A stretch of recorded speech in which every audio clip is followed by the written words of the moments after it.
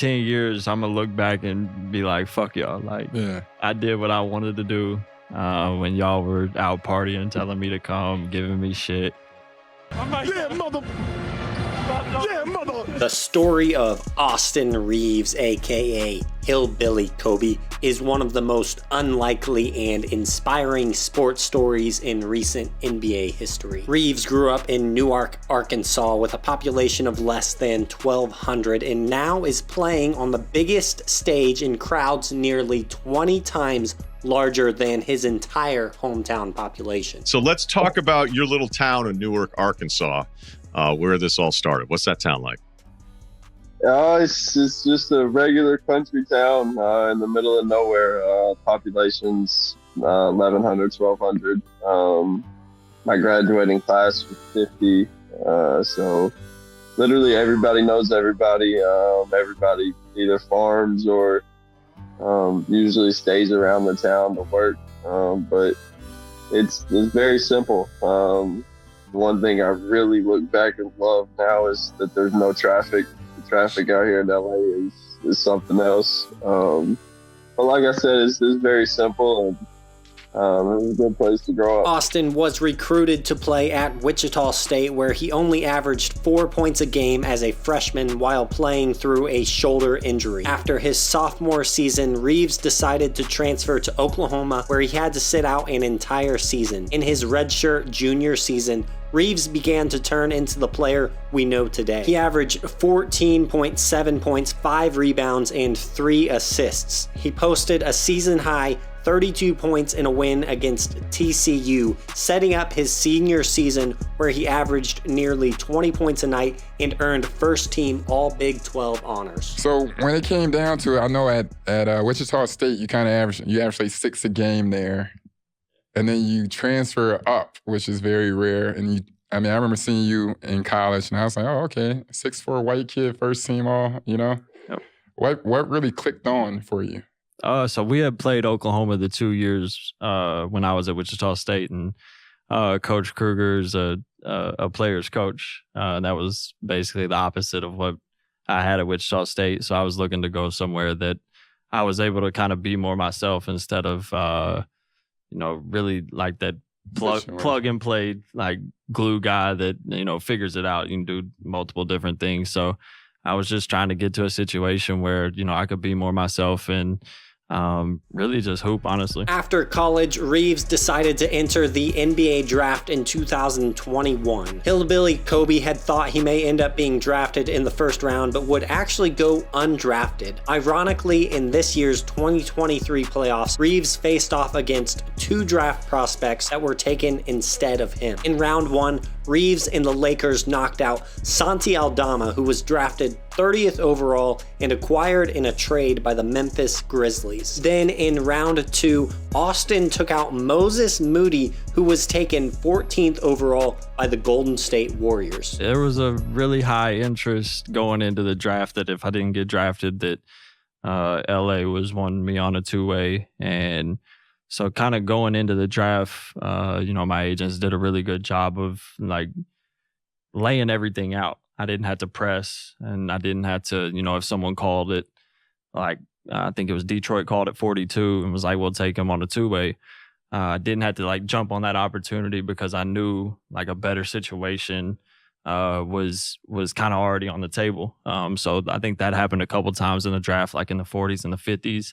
And, as sad as it was to not hear my name called, like, I feel like we did the right thing. In Reaves' rookie season with the Los Angeles Lakers, he would play in 61 games and start 19 of them. Austin averaged 7 points and 3 rebounds on 23 minutes a night as a rookie. Before Reaves earned the right to play real minutes with the Lakers, he proved to LeBron James and the rest of the Lakers teams that he could play with them at a mini camp in Vegas. I was telling AD this the other day. I was like, my life literally went in slow motion. I got a rebound, and I looked to my right, and Russell was running the right wing, and Bron was running the left wing, and I stopped. Literally everything stopped, and I was like, I should give one of these guys the ball and just get out the way. But I come down, it was 3-on-3 at that time, and I come down, and Rondo's guarding me. And I was like, whatever. So I made a move, got past Rondo, and I had a lane. I was about to try to dunk it, but then I see AD coming to block it, and I freaked out. Like, I was like, I ain't gonna get this up. So I turned midair, and thank God Bron cut down the middle of the lane, threw it to him, and he dunked it.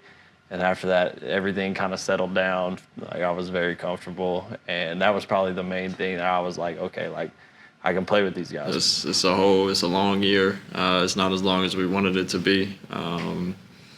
You know, but there's a lot of moments that you can learn from, and you know, just move forward, make yourself better as a basketball player, as a person, just things like that. I got to play with 6 Hall of Famers at one point, so just being able to learn from those guys every day is special and something I'll never forget. Now, in his second season, the undrafted rookie has become a beloved member of the Lakers. He has doubled his assists per game from his rookie year and nearly doubled his points per game with 13 a night. Reaves played in 64 games, started 22, and averaged nearly 29 minutes a night this season. He's no longer going under the radar, and his teammates, analysts, and other NBA talking heads are taking notice of the special abilities he has. I mean, if you put it on the perspective of AR start of his career,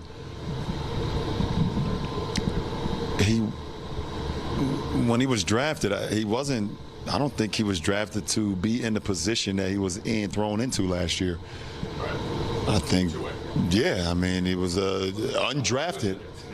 He's an undrafted guy. I mean, so, you know, he had to earn his stripes, and, you know, he didn't think that he was going to be thrown into the rotation when he was thrown into the rotation, and not only thrown into the rotation, then became a huge part of our rotation, and then became someone that we trusted to the point where he had a game winner in Dallas, you know, and now he's a staple of everything that we do, you know, so, you know, the games is just are piling up, and you know, it's the best way to handle that is just try to get as much sleep as you can, and recover, and getting, you know, treating your body and understanding how much of a tempo it is, and, you know, it's a lot.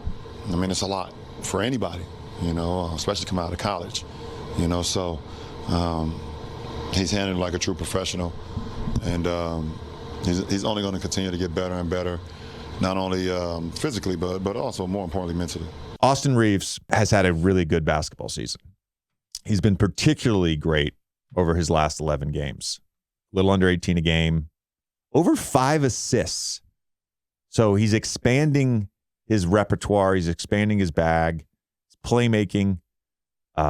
He's at 38% for the season from 3. He shot a shade under 40 over the last 11. For me, one of the complaints I had about the Lakers and their roster was that there weren't really young guys that provided a lot of hope. But I'm excited about Austin Reaves, not just because he can shoot the basketball. He has shown off the dribble some real moxie. He's been featured on House of Highlights and SportsCenter. He crossed up Giannis not too long ago. Like, it's all those things, but he has an intangible. He has an intangible, and that is toughness. Like, he's a dick. He, like, memes aside, yeah, the guy is a dick. He competes every night. Winning and losing matters to him. And we've seen him make big shots, buzzer beaters, big shots down the street. Like, he has a level of mental and physical toughness that I love. And those are the type of guys that LeBron James also loves. Also, Reaves has had a lot of games like this, but never on a stage. So you're like, yeah, it's regular season. Can he do that? You know, in his first playoff game. Honestly, the first time I saw him do it, I was like, yeah, that was against them. Let me see him do it against an elite team. Then he did it against an elite team. Oh, they were like, can you do it again in the playoffs? And so he's continually proving that that's who he is. And then also Reaves allows LeBron not to be the primary ball handler. You know, you had Schroeder out there, you had Reaves, and LeBron was spotting up. I don't think I've ever seen that in his career. Yeah. By the way, 58% shooting over the last 11 games as a starter for Austin Reaves. So is the unprecedented rise of Hillbilly Kobe sustainable? I want to know, what is the ceiling for Austin Reaves? A great role player or something more? Or maybe he's already peaked and his career will be short-lived? Let me know what you think in the comments section.